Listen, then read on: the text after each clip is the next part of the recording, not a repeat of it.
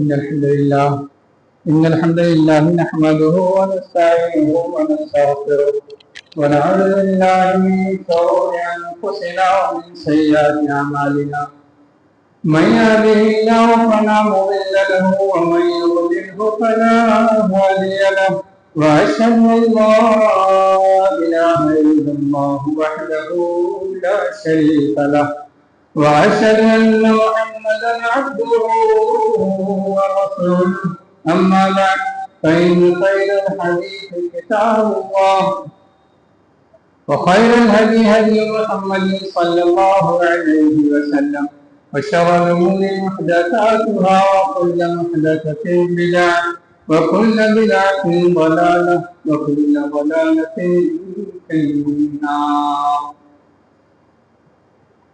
يا أيها الذين آمنوا اتقوا الله حق تقاته ولا تموتن إلا وأنتم مسلمون.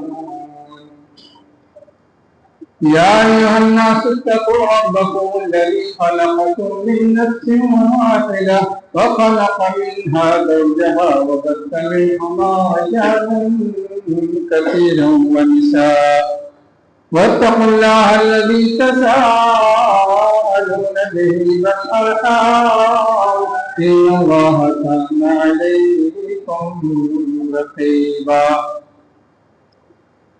يا أيها الذين آمنوا اتقوا الله وقولوا قولا سديدا يصلح لكم أعمالكم ويغفر لكم ذنوبكم ومن يطع الله ورسوله فقد فاز فوزا عظيما.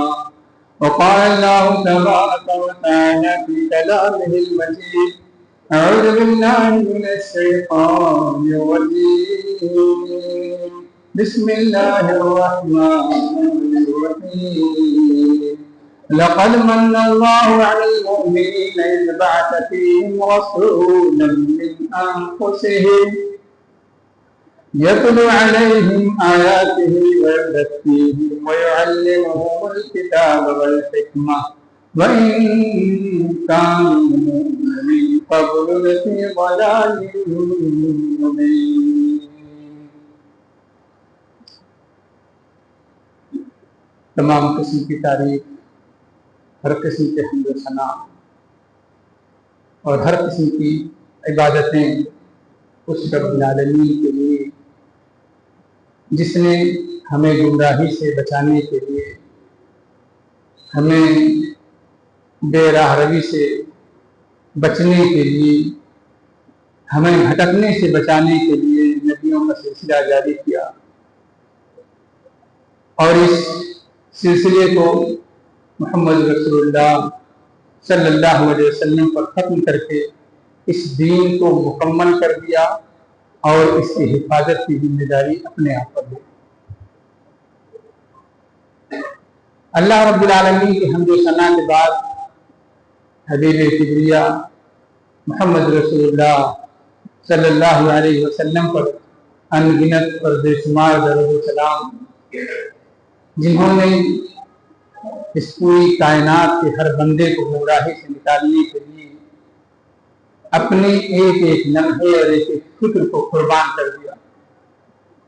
وہ کون سی قربانی ہے جو محمد رسول اللہ صلی اللہ علیہ وسلم نے اس امت کی حفاظت اور اس امت کو گمراہی سے بچانے کے لیے نہ دیا.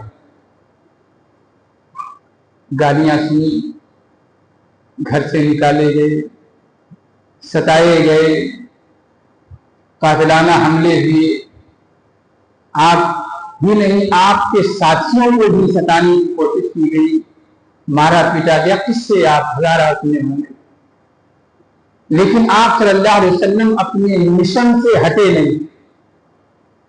مشن کیا تھا؟ مشن یہ تھا کہ پوری کائنات کو ایک اللہ کی عبادت کی طرف بلا دیا جائے. اور یہ مشن صرف محمد رسول اللہ صلی اللہ علیہ وسلم کا نہیں تھا، یہ مشن تمام نبیوں کا تھا. تمام نبیوں کا یہی مشن تھا.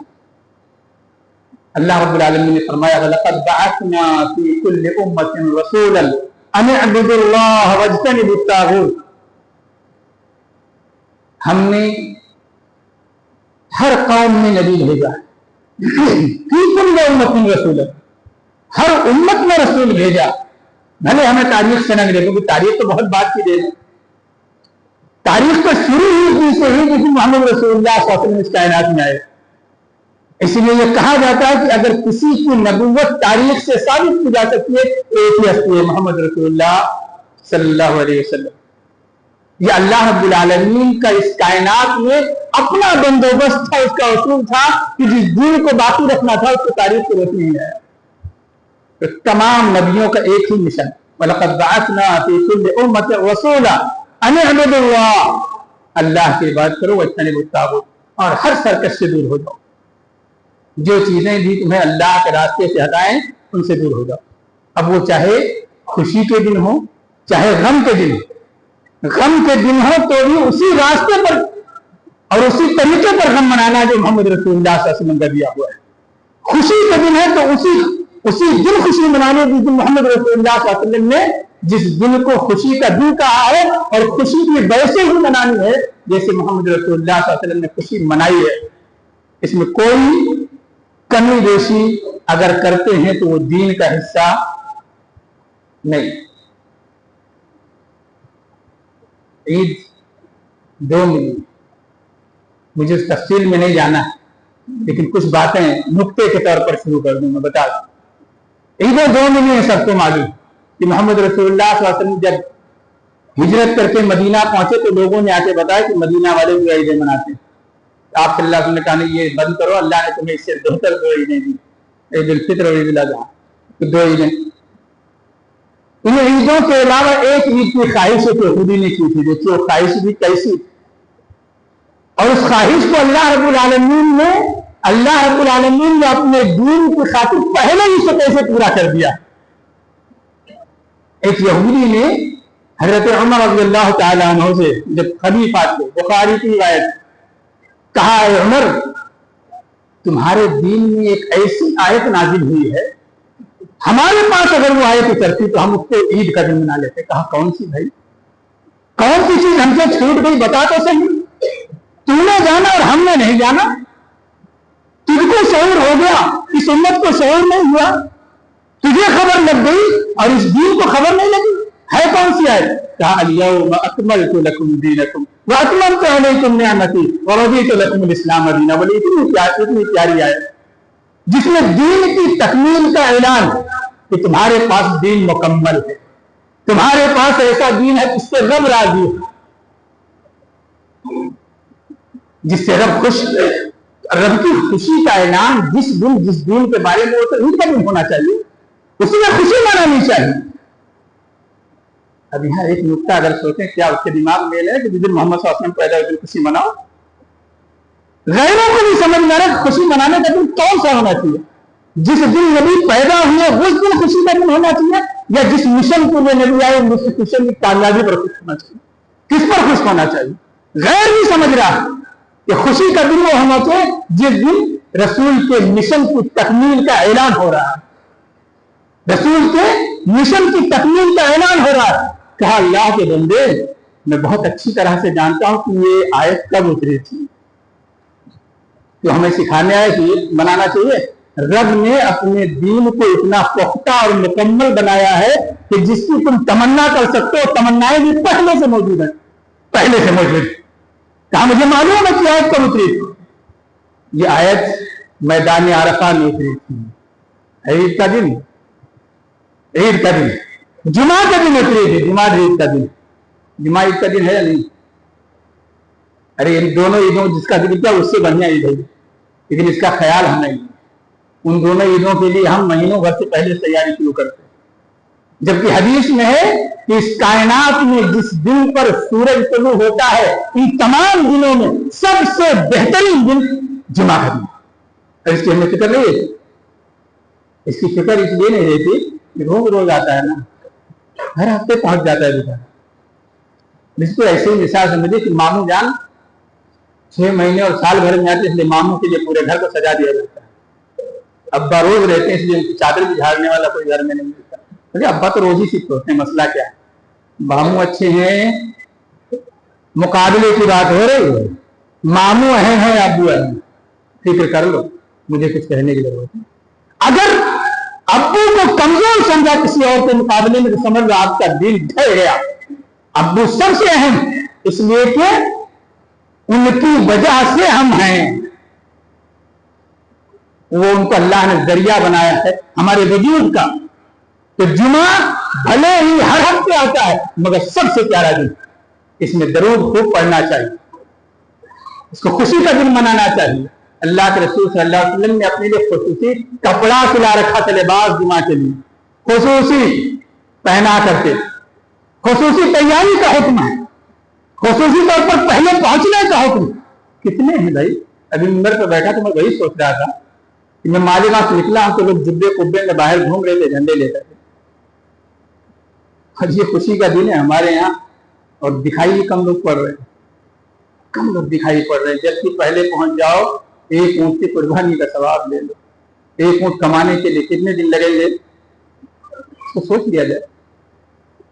लेकिन नहीं, इसका शौक इसलिए नहीं होता कि रब का दिया हुआ, उसका शौक इसलिए तो हमने बनाया। अपनी चीज, अपनी मनपसंद चीज ज्यादा पसंद है, रब की मनपसंद चीज नहीं पसंद आ रही है। अल्लाह रब्बुल आलमीन ने, मैंने ये तमहीद इसलिए बांधी ताकि हम समझ जाएं कि ईद की जो अल्लाह रब्बुल आलमीन का दीन है, ईद के सिलसिले में पहले से है। और अगर किसी ने ख्वाहिश भी की है तो वो भी रब के दीन में पहले ही से तय है, जिसमें हमें ईद अलग से मनाने की जरूरत नहीं। जो चीजें भी इस दीन में उसकी तकमील के लिए जरूरी थी, वो सारी चीजें मौजूद। अपनी तरफ से हमें कुछ भी करने की जरूरत नहीं। अगर अपनी तरफ से करने की जरूरत होती तो यकीनी बात होती कि दीन मुकम्मल नहीं, मुकम्मल नहीं। मुकम्मल है तो मतलब एक कतरे की गुंजाइश नहीं। दुनियावी तौर पर उसे आप समझ सकते हैं, एक गिलास पानी दूध एकदम लबालब भर दीजिए, एक कतरा भी डालिएगा तो नतीजा क्या होगा, उसमें से एक कतरा गिर जाएगा। तो पहले भरा हुआ है ना, पहले भरा हुआ है। जब एक कतरे की गुंजाइश है और आप एक कतरा डालेंगे तो एक कतरा बाहर निकल जाएगा, असल निकल जाएगा, नकली बाकी रहेगा जो डालेंगे। तो असल को गंवाना है तो नकल पैदा करते हैं, और असल को बाकी रखना है तो नकली लाने की कोशिश या तमन्ना या शौक बिल्कुल न रखा जाए। अल्लाह रब्बुल आलमीन ने इसी बात को एहसान जताते हुए कहा था, लक़द मन्नल्लाहु अलल मुअमिनीन इज़ बअस फ़ीहिम रसूलन मिन अनफुसिहिम। अल्लाह रब्बुल आलमीन ने मोमिनों पर एहसान किया जब उन्हीं में से एक रसूल भेजा। एक शख्स पैदा किया नहीं, इसको एहसान नहीं बताया, एक रसूल भेजा। वो रिसालत असल है। इसीलिए आप देखेंगे कि हज़रत उमर रज़ियल्लाहु तआला अन्हु के जमाने में जब सन हिजरी के क़याम की कोशिश शुरू हुई, बहुत सारी वजूहात की बुनियाद पर, कई वजूहात की बुनियाद पर कि अपना एक सन होना चाहिए, तारीख पता चले किस तारीख को, किस सन में, किस साल कौन सा काम हुआ, पता ही चला। बस लिख दिया जुमा को भी काम कर लिया, तो कौन सी जुमा को करूं नहीं खबर है, तो एक तारीख बनाई जाए, सन डाला जाए 2025 जो है 5 सितंबर को, तो तारीख तय हो जाए। साहब इकराम की मीटिंग हुई और उसमें तय क्या हुआ, रसूल की हिजरत को सबसे अहम दर्जा देना चाहिए। क्या वो ज़हीन नहीं थे? क्या वो शऊर नहीं रखते थे?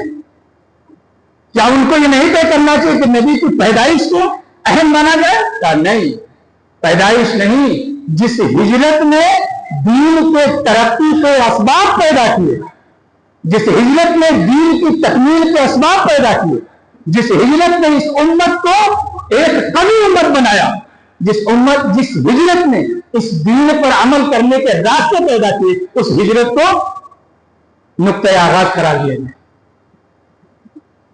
उस हिजरत को नुक्ते आगाज करार दिया जाए। तो अल्लाह रब्बुल आलमीन ने तुम में से रसूल भेजा, यानी रसूल भेजने का जो मकसद है वो एहसान का सबब है, वो एहसान का सबब। और वो रसूल भेजने का सब क्या, उनकी रिसालत का मिशन क्या है, उसी आयत में सब लगे। मिशन क्या, यतलू अलैहिम आयातिही पहला, व युज़क्कीहिम दूसरा मिशन, व युअल्लिमुहुमुल किताब तीसरा मिशन, व युअल्लिमुहुमुल किताब वल हिकमा चौथा मिशन।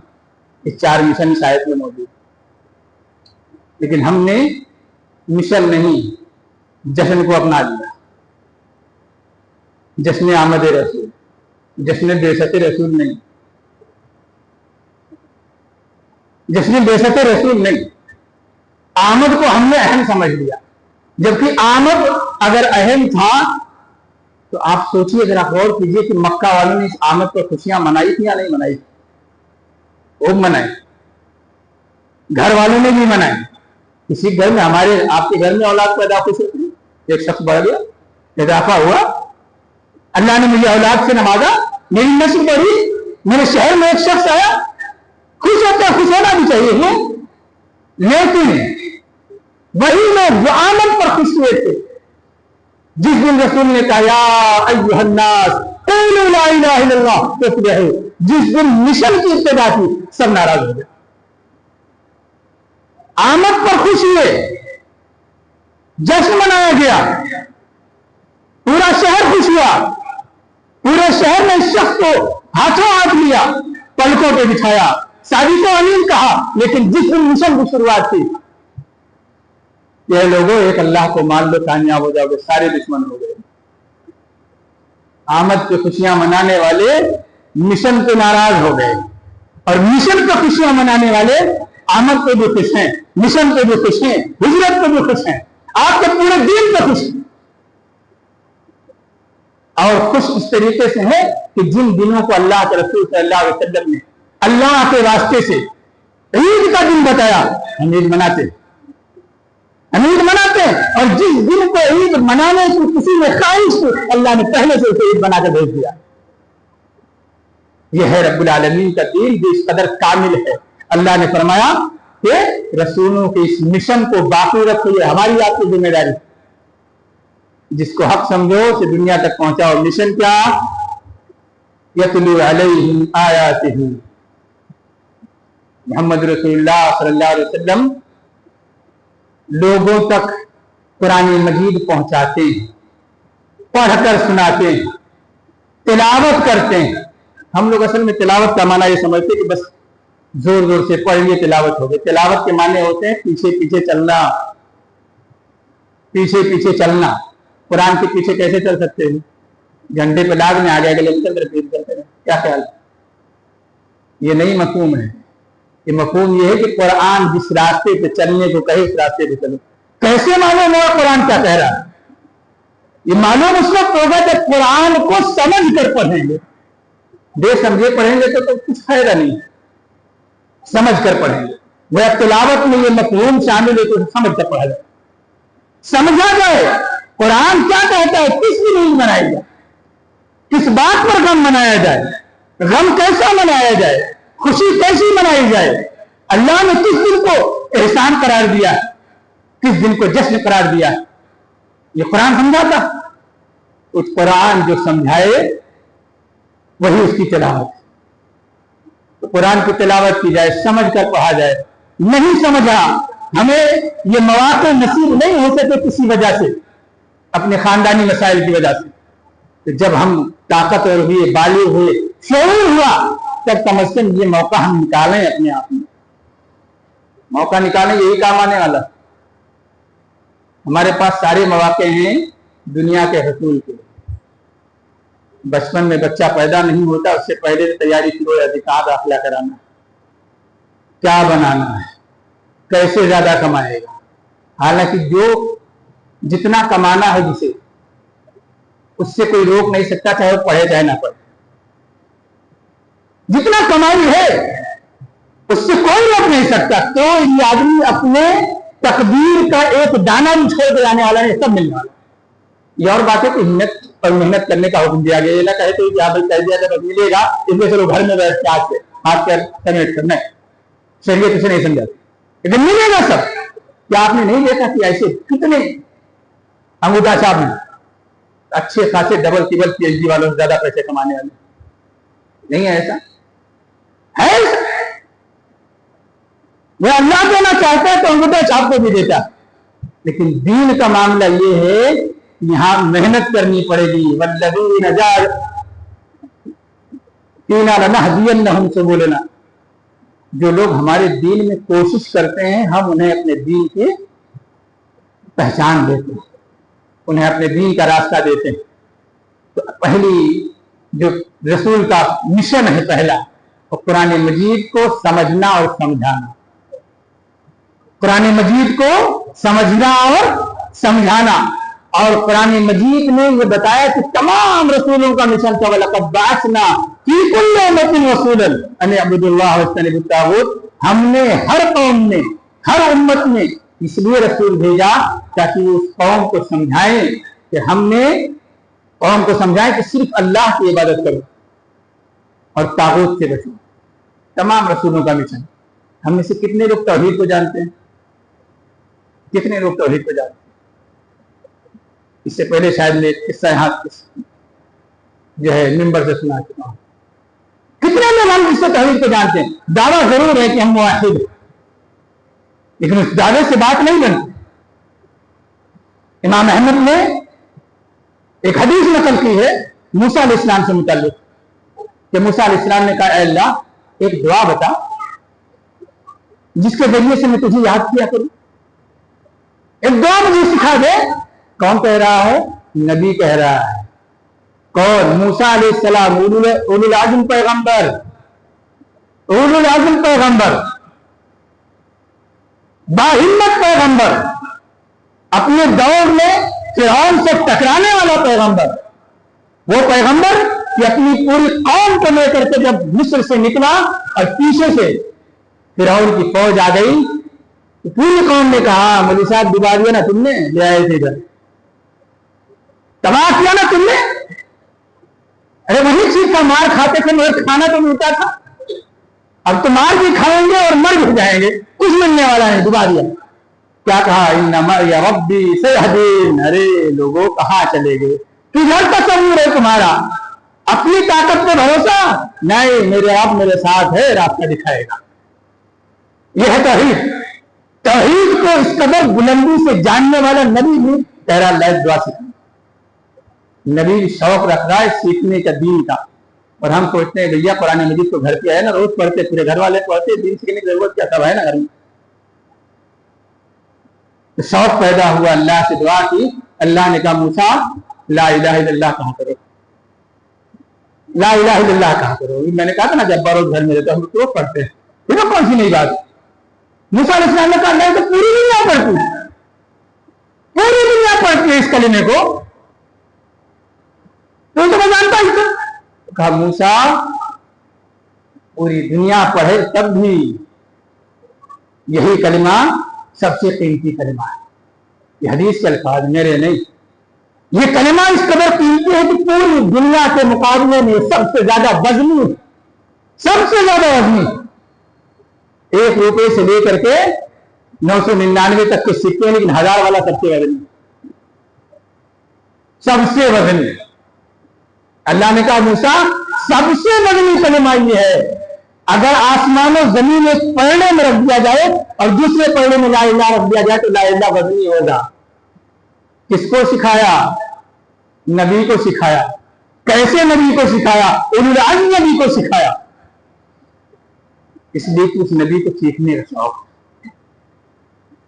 اس سے معلوم یہ ہوا کہ جب تک اللہ ہدایت نہ دے، جب تک اللہ کوئی چیز نہ سمجھائے، جب تک اس بات کا اندیشہ ہے کہ نبی جی نہ سمجھ پائیں. اسٹیج سے بول رہا ہوں منبر رسول سے، اس لیے کہ حدیث کے الفاظ میں میرا اپنا کوئی جملہ اس میں. نبی پوچھ رہا ہے، نبی کہہ بھی رہا ہے کہ اللہ تو سب پڑھتے ہیں. اللہ کہہ رہا نہیں موسیٰ سب پڑھیں تب بھی یہی سب سے اہم ہے، تب بھی یہی سب سے اہم ہے. تو توحید یہ رسولوں کا مشن ہے، وہ مشن ہے جس کے لیے اللہ رب العالمین نے نبیوں کو مبعوث کیا، جس کے لیے اللہ رب العالمین نے نبیوں کو اس کائنات میں بھیجا اور جبرائیل کو ان کے پیچھے لگایا کہ بھائی انہیں سمجھاؤ، ان تک میرا پیغام پہنچاؤ اور یہ پیغام دنیا تک پہنچائے. توحید ایک اللہ سے امیدیں باندھنا، ایک اللہ سے ڈرنا اور سر صرف ایک اللہ کے سامنے جھکانا. یہ پہلا مشن میں سب سے پہلی چیز. دوسری چیز وَيُزَكِّيهِمْ، ان کا کردار درست کیا جائے، انہیں پاکیزہ بنایا جائے. کردار درست کیا جائے. کردار اس بات کا نام ہے کہ ہمارے وجہ سے، ہمارے کسی عمل سے، کسی اشارے سے، کسی لفظ سے، کسی کام کی وجہ سے کسی کو تکلیف نہ پہنچنے پر. یہ ہے تزکیہ. ہماری وجہ سے کس تکلیف نہ ہو، کسی کو پریشانی نہ ہو، اور خاص طور پر اسے جو قریبی ہے، پڑوسی ہے، زیادہ آخر تکلیف نہ ہونی چاہیے. یہ رسولوں کا مشن تھا. اس لیے آپ ایک واقعہ بھی نہیں بتا سکتے کہ محمد رسول اللہ صلی اللہ علیہ وسلم کی وجہ سے کسی کو تکلیف ہوئی ہو. کسی کو تکلیف ہوئی، جی جی گانجے باجے، پتا چلا کہ کئی واقعات آپ نے بھی سنے ہوں گے، پڑھے ہوں گے. پتا چلا ڈی جی میں سے کو ہٹے آ گیا بیچارہ. چھوٹے بچے کو لوگ گھر کے آخری کونے میں لے کے چلے آتے کہیں ڈی جی میں تکلیف، بیمار ہے، پریشان ہے، اس کو بیچارے کو سنبھالنا پڑ جاتا. ایک تو شریعت نے اجازت نہیں دی، اور دوسرے تکلیف. اور ہم کہتے ہیں رسول کا جشن، مشن آمد رسول کا جشن نہیں، رسول کے بعثت کا مشن منایا جائے. اور وہ مشن کیا ہے؟ ہما وقت اللہ کی عبادت میں لگا رہا ہے. وہ مشن کیا ہے؟ اللہ کی توحید کو اپنے وجود میں جذب کیا جائے، اور اللہ کی توحید کو پوری کائنات تک پہنچایا جائے. اور پھر جو لوگ اس توحید کو مان لیں، ان کا تزکیہ کیا جائے، ان کے اخلاق درست کیے جائیں، ان کے اعمال درست کیے جائیں، ان کے افعال درست کیے جائیں، ان کی باتیں درست کی جائیں. اور اس کے بعد ایک اور ہے وَيُعَلِّمُهُمُ الْكِتَابَ وَالْحِكْمَةَ. اور محمد رسول اللہ صلی اللہ علیہ وسلم لوگوں کو اللہ کی کتاب پڑھاتے تھے، سکھاتے تھے، اور حکمت سکھاتے تھے. حکمت یعنی قرآن کے علاوہ اللہ کے رسول صلی اللہ علیہ وسلم کی سنت، ان چیزوں کی تعلیم. یہ اللہ کے رسول صلی اللہ علیہ وسلم کا مشن تھا، تمام نبیوں کا مشن. ایک مشن اور جو میں اس میں ذکر کر چکا، ایک الگ سے حدیث میں خصوصی مشن کے طور پر ذکر کیا گیا. اللہ کے رسول صلی اللہ علیہ وسلم نے ارشاد فرمایا، سلسلۃ الصحیحہ میں حدیث ہے، انما بعثت لاتمم حسن الاخلاق. اور دوسری روایت میں صالح الاخلاق، اور تیسری روایت میں مکارم الاخلاق. میں اس لیے بھیجا گیا، ایک بھیجنے کا مقصد بتایا جا رہا ہے. انما بعثت، میں صرف اس لیے بھیجا گیا، صرف اس لیے بھیجا گیا تاکہ لوگوں کے اخلاق درست کر دوں. اچھے اخلاق، اخلاق کی دو قسمیں ہوتی ہیں، برا اخلاق، اچھا اخلاق. کسی سے ملے آپ نے 4 گالیاں دی، برا اخلاق. کسی سے ملے آپ نے اس سے اچھی گفتگو کی اور کچھ چیزیں پیشکش کی کھانے پینے کے لیے، اچھا اخلاق. اچھے اخلاق کی تکمیل کے لیے بھیجا گیا ہوں. اب کوئی کہہ سکتا ہے پھر تو دین کہا گیا؟ سارے کا سارا دین اخلاق میں سمٹا ہوا ہے. اخلاق کا تعلق اللہ سے جو ہوتا ہے، عبادت، اس کے احکامات پر عمل، اس کے منہیات سے رکنا. اللہ کے بندوں سے جوڑ دو تو کردار درست کیا جائے. تو اللہ کے رسول صلی اللہ علیہ وسلم کا ایک مشن تھا کہ اخلاق درست کر دیں. اسی لیے آپ دیکھیں گے کہ اخلاق اس قدر بلند تھے صحابہ کرام کے، اس قدر بلند تھے کہ آدمی اس بلندی تک سوچ نہیں سکتا. سوچنا مشکل ہے اس بلندی تک، جس بلندی پر صحابہ کرام کا کردار تھا. اور جب صحابہ کرام کا کردار اتنا بلند تھا تو اندازہ کیجیے محمد رسول اللہ صلی اللہ علیہ وسلم کا کردار کتنا بلند رہا ہوگا، جس نے سکھایا. اتنا بلند کردار صحابہ کرام کا. حضرت ابو بکر اور عمر محمد رسول اللہ صلی اللہ علیہ وسلم کی انتہائی قریبی، دونوں میں جھگڑا ہو رہا تھا. انسانی فطرت ہے، ہو سکتا ہے جھگڑا، فطرت ہے انسان، اسی بات پر ہوگا. حضرت عمر نے بھی کچھ سخت کچھ کہا، حضرت ابو بکر نے بھی کہا. اس کے بعد دونوں جدا ہوئے، غصے میں جدا ہو گئے. یہ بات آگے نہیں بڑھانی چاہیے. غصے میں جدا ہوئے ابو بکر، عمر رضی اللہ عنہ اپنے راستے پہ، حضرت ابو بکر اپنے راستے پہ. تھوڑی دیر بعد حضرت عمر کو خیال آیا میں نے ابو بکر کو ناراض کر دیا، اچھا نہیں کیا. کبھی خیال آیا ہم کو کہ ہم اپنے دوست کو ناراض کر دیا؟ ابو سے غصہ ہو کر نکلا، امی کو چڑھا کر نکلا، پڑوسی کو دھمکی دے کے نکلا. کبھی خیال آیا؟ مجھے نہیں لگتا کہ شاید ایسا ہو.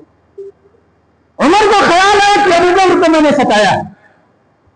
وہ جہاں جا رہے تھے واپس لیے اور سیدھے ابو بکر کے گھر گئے تاکہ مل کے معافی مانگوں. वहां पहुंचे तो अबू बकर नहीं थे, वहां पहुंचे तो अबू बकर रज़ी अल्लाह अन्हु नहीं थे, तो कहां होंगे फिर? सारी दुनिया, उस वक्त की सारी दुनिया को मालूम था ये कहां मिलेंगे, कहां इनकी रूह हरदम अटकी रहती है, मोहम्मद रसूलुल्लाह सल्लल्लाहु अलैहि वसल्लम के पास मिलेंगे। इतने अजीम लोग थे। हज़रत उमर वहां से हटे, सीधे मोहम्मद रसूलुल्लाह सल्लल्लाहु अलैहि वसल्लम के घर की तरफ चल पड़े, मस्जिद नबवी की तरफ चल पड़े कि वहीं मिलेंगे। वहां पहुंचे तो अबू बकर सिद्दीक़ रज़ी अल्लाह तआला अन्हु मोहम्मद रसूलुल्लाह सल्लल्लाहु अलैहि वसल्लम के साथ बैठे हुए थे, शिकायत कर चुके थे। हज़रत उमर को मोहम्मद रसूलुल्लाह सल्लल्लाहु अलैहि वसल्लम सामने से आते हुए देखा, आपका चेहरे का रंग बदलना शुरू हो गया, चेहरे का रंग बदलना शुरू हो गया। उमर जा रहे थे माफी मांगने, अंदाजा कीजिए, खाली बस सुनते जाइए। उमर जा रहे थे माफी मांगने, रसूल तक बात पहुंच चुकी, रसूल का चेहरा मुतगय्यर होने लगा, बदलने लगा, उसके गुस्से के आसार जाहिर होने लगे।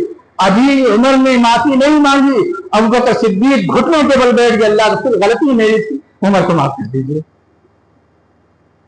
गलती मेरी थी, उमर को माफ। अभी शिकायत किए थे, अभी माफी उसी की तरफ से मांग रहे हैं। ये बुलंद रुतबा, ये बुलंद अखलाक, ये किरदार ढूंढिए, शायद कहीं चराग लेकर ढूंढने से कहीं मिल जाए तो हमें भी खबर कीजिए। ये अल्लाह के रसूल सल्लल्लाहु अलैहि वसल्लम के सहाबा का किरदार, और इसी के लिए अल्लाह रब्बुल आलमीन ने अपने नबियों को भेजा था ताकि ये किरदार, तौहीद के बाद ये किरदार उनका बनाया जाए, और यही किरदार क़यामत के दिन काम आने वाला है। यही मिशन है रसूलों का, यही मिशन अल्लाह को पसंद है, यही मिशन हमसे और आपसे मतलूब है, यही हमारी जिंदगी का मकसद होना चाहिए, यही मकसद होना चाहिए। इसी को हमें अपनी जिंदगी में नाफिज करना चाहिए।